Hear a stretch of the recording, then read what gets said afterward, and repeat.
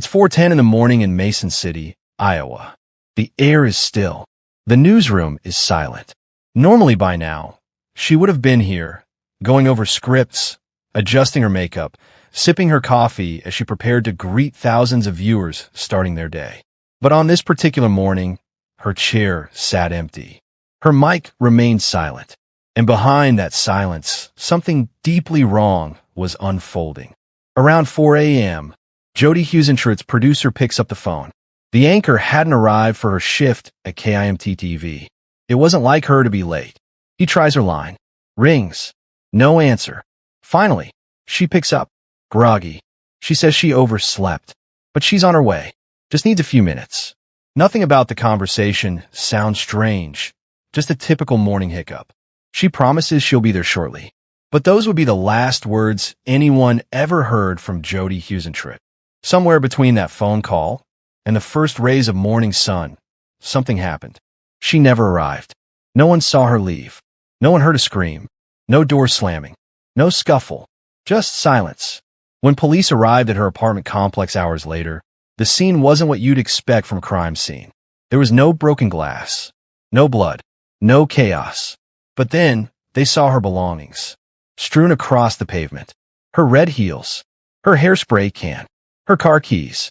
Her purse was found nearby. The driver's door on her car, left open. It was as if she had been plucked out of her life in an instant. Just gone. If this happened to someone in your apartment complex, what would you have noticed? Would you have heard something? Seen someone suspicious lingering? Could you have been the last witness to someone's final moment and never even known it? Jodi Huisentruit wasn't a celebrity in the traditional sense. But in Mason City, she was a star. Smart, radiant, relatable. Viewers trusted her. She was more than just a face on television. She was part of their mornings. She made them smile. She made them feel safe. But behind the smiles, there were shadows. She had confided to friends about feeling watched. A car that followed her. A man who made her uneasy. She laughed it off, shrugged it away. Was it paranoia? Or was it a warning she couldn't fully put into words? How many times have you ignored your gut instinct just to avoid seeming dramatic? What if that decision cost you everything? News of Jodi's disappearance spread fast. A beloved public figure vanishing overnight? The community was stunned. Viewers couldn't believe it. Reporters were covering their own colleague's case. But behind the scenes, detectives were already overwhelmed. There were no cameras at her apartment, no clear suspects, no ransom note, just a 27-year-old woman, full of life, full of potential, erased without a trace. And in her place, a trail of questions with no answers. A few neighbors recalled hearing something, a scream, a thud, the sound of someone running, but nothing conclusive, just fragments, pieces, echoes. To this day, no one has been charged, no arrests. No credible witness has stepped forward, but there were names. People who knew her. People who cared a little too much. One man even named his boat after her. He claimed it was innocent, friendly. But was it? Did someone close to Jodi, someone who knew her schedule, her habits, her fears, take advantage of their access? Or was it a stranger watching from afar, waiting for the exact right moment when no one was looking? She disappeared in broad daylight. In the middle of her routine, from the comfort of her home. And all these years later, her case remains unsolved. This is more than just a missing person story. This is a case about visibility, vulnerability, and the unanswered question. What happens when the person you watch every morning becomes the one the whole world is searching for? If you've ever seen something, anything, that could help solve this case, speak up. And if this story stays with you, as it has stayed with her family and the people of Mason City for nearly 30 years. Like, share, and comment your theory below. Because the truth has a way of coming to light if enough people refuse to look away. Before she became a familiar face on TV screens across Iowa, Jodi Huisentruit was just a small-town girl with big dreams. Born and raised in Long Prairie, Minnesota, Jodi was an overachiever, determined, driven, and deeply loved by those who knew her. She played sports, excelled in school, and dreamed of someday reporting the news, not just watching it. In college at St. Cloud State, she was known for her tenacity and her laughter. the kind that made people feel like they'd known her forever. She worked hard, real hard. She interned. She traveled. She said yes to every opportunity. And finally, in the mid-90s, that hard work paid off. She landed a job as the morning anchor at KMT-TV in Mason City, Iowa. For many, it was just another stop in the journey. But for Jodi, this was a stepping stone. She was going somewhere. Fast. Have you ever felt like you were on the edge of something big, like everything you worked for was finally coming together? That was where Jodi was. But what if, at the height of your momentum, someone was planning to take it all away? Viewers loved her. She had this energy, a kind of warmth that made even the most mundane stories feel personal. She brought light into homes during those quiet, early morning hours. But being the face of the morning news came with a price. Like many women in broadcast journalism, Jodi knew what it was like to receive strange letters, anonymous phone calls, too much attention from people she'd never met. She joked about it sometimes, even told friends she thought someone might be following her. But it never seemed serious enough to report. Not back then. Not when your goal is to keep smiling, keep pushing forward, and never let fear define your day. How many times do people brush off red flags just to maintain a sense of normalcy? At what point does "it's probably nothing" become the thing we regret the most? June 26th, 1995. It was just another Monday. Jodi had spent the evening at the Mason City Chamber of Commerce golf tournament. She was seen laughing, mingling, being her usual vibrant self. Afterward, she went home, possibly made a few calls, maybe turned on the TV. Nothing seemed out of place. But somewhere between that cheerful evening and the early hours of the next day, something shifted. Was someone watching her return home, waiting for the lights to go out? Who else knew that she'd be up before dawn, alone, vulnerable? The window of opportunity was razor thin. She received a call from her producer around 4 a.m. She answered, sounded tired but awake. She said she overslept, but was getting ready and would be there soon. Then nothing. Later that morning, when police arrived at her apartment, what they found was quiet chaos. Her car was there, but her keys were outside the door. Her heels, her hairspray can. No blood, no clear signs of forced entry. But everything felt wrong. One officer described the scene as unsettling, like someone had interrupted her morning routine and dragged her into the unknown. If someone came for you before the world was awake, would anyone notice? How long would it take for your absence to feel suspicious, to feel final? As investigators scrambled for leads, a name began to rise to the surface. Someone Jodi knew, someone she trusted. And yet, for all the attention the case received, no one could seem to answer the most important question. Who took Jodi Huisentruit, and why? The disappearance of Jodi Huisentruit didn't just shake Mason City. It sent shockwaves across the entire Midwest. She wasn't a stranger. She was family. She was a part of people's mornings. And now, she was the lead story. Within hours, police launched one of the largest missing persons investigations in Iowa history. Tips poured in. Volunteers organized searches. Helicopters scoured the nearby forested areas. But no one could find Jodi. And no one, at least no one publicly, had seen a thing. If someone disappears in a town where everyone knows everyone, how does no one see anything? Could fear be keeping someone silent? There was one name that came up again and again. John Vances. He was a friend of Jodi's. At least, that's how he described it. A man 22 years her senior, often seen with her.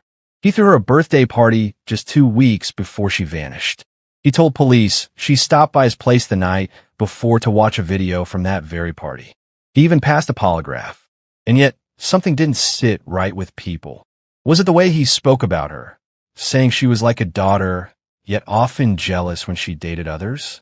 Or was it something more tangible, the eerie feeling that he seemed too involved, too informed, and perhaps too quick to explain? Have you ever met someone whose kindness felt a little too close? A little too watchful? The Key Apartments had no surveillance cameras, no security guard, no working floodlights in the area where Jodi parked. The layout of the complex meant her car was parked in a quiet corner, just out of view from most of the neighboring units. Some residents later said they heard a scream around 4:30 a.m. Others mentioned a van, possibly white, parked oddly near the complex in the days leading up to her disappearance. But no one had a license plate. No one saw a face. Only vague impressions, fleeting details, echoes. Have you ever seen something strange and brushed it off? What if your memory held the missing piece? As weeks turned into months, theories exploded. Some believed she had been stalked by a viewer. Others pointed to people from her past, former boyfriends, disgruntled acquaintances. A handful of psychics called in tips. Others blamed law enforcement for failing to secure the scene quickly enough. There were hundreds of leads, but none of them held weight. And through it all, Jodi's family waited. Her mother, Jan, made public pleas for help, voice shaking but steady. She believed Jodi was still out there, somewhere. If your loved one vanished, would you hold on to hope? Or would you want closure, no matter how painful it might be? Decades later, in 2017, investigators served a search warrant on data belonging to John Vance's. GPS records, cell phone pings. They searched properties linked to him and others close to the case. It was the biggest development in years. But to this day, nothing has been publicly revealed. No charges, no arrests. Was this a deliberate cover-up, or simply a case without evidence? The public was left to wonder. Was the person who took Jodi still living among them? Free, unnoticed, possibly watching this story unfold like everyone else. As the years passed, the world changed. But Jodi's name never faded. Her story became more than a mystery. It became a symbol of loss, of fear, and of a woman whose voice was stolen just as it was being heard. In the years following her disappearance, Jodi Huisentruit became more than just a missing person. She became a symbol. Her face was on t-shirts, bumper stickers, billboards. Her story was repeated in classrooms, on late-night talk shows, on crime podcasts. But despite the spotlight, the one thing that mattered most remained missing: the truth. Her mother, Jan, never stopped searching, never stopped hoping. In every interview, in every vigil, in every moment, she believed her daughter would come home. But as years passed, hope started to change shape. It wasn't about finding Jodi alive anymore. It was about finding her at all. If someone you loved vanished, would you rather hold on to hope or accept heartbreak just to have answers? And what if you never got either? While official channels fell silent, others picked up the torch. In 2003, a group of journalists and investigators created FindJodi.com, a digital archive and investigation hub. They dug deeper, interviewed more people, connected threads the public had long overlooked. They posed new questions, raised old doubts. Some episodes sparked heated debate. Others felt like they were on the edge of something until the trail went cold. Again, from Reddit threads to YouTube comments, armchair detectives built timelines, speculated motives, and scoured clues, many centering again on one name: John Vance's. Was he obsessed? Just a friend? Or did he know more than he ever admitted? Think about it. You throw a birthday party. You say goodbye. The next day, that person vanishes. Forever. And somehow, every time the case resurfaces, your name comes back with it. Coincidence? Or consequence? Jodi's disappearance highlights something we still struggle to talk about: the price of being in the public eye. What happens when someone admires you too much? When admiration becomes obsession? When attention turns invasive? In the 90s, it was rare for female journalists to report stalkers. It was seen as paranoid, career-threatening, and most didn't want to be seen as dramatic. But in hindsight, many wonder, was Jodi being watched? And if so, for how long? Was this a spur-of-the-moment crime? Or was someone following her routine, her habits, waiting for the perfect moment? Would you recognize obsession if it was hiding in plain sight? Or would it look just like friendship? Just like a neighbor? Just like a fan? There are whispers of evidence never made public. A key detail withheld. A name not released. A search warrant that revealed more than officials let on. Some believe there's a witness, someone too scared to talk. Others think there's DNA, quietly preserved, waiting for the right moment. The right technology. the right push. But what if that clue is already out there? What if the person who holds the answer has already spoken and we just missed it? Mason City has moved on in many ways. Businesses changed hands. New faces replaced old ones. But for those who remember, that Tuesday morning never really ended. Because when a person vanishes, they leave behind more than questions. They leave behind a silence that speaks louder than anything. Someone knows something. It might be a memory, a voice, a photo, a comment made in passing. Something seemingly small until it's everything. So if you saw something, say something. If you remember something, speak up. Because 28 years later, Jodi deserves more than remembrance. She deserves justice. If this story stayed with you, like it stayed with her family all these years, don't let it end here. Comment your theory below. Share this video. Keep the conversation going. Because sometimes, the person who brings closure is the one who refused to stop asking questions. This has been The Dark Side of Fame, analyzing the disappearance of Jodi Huisentruit. Thank you for watching.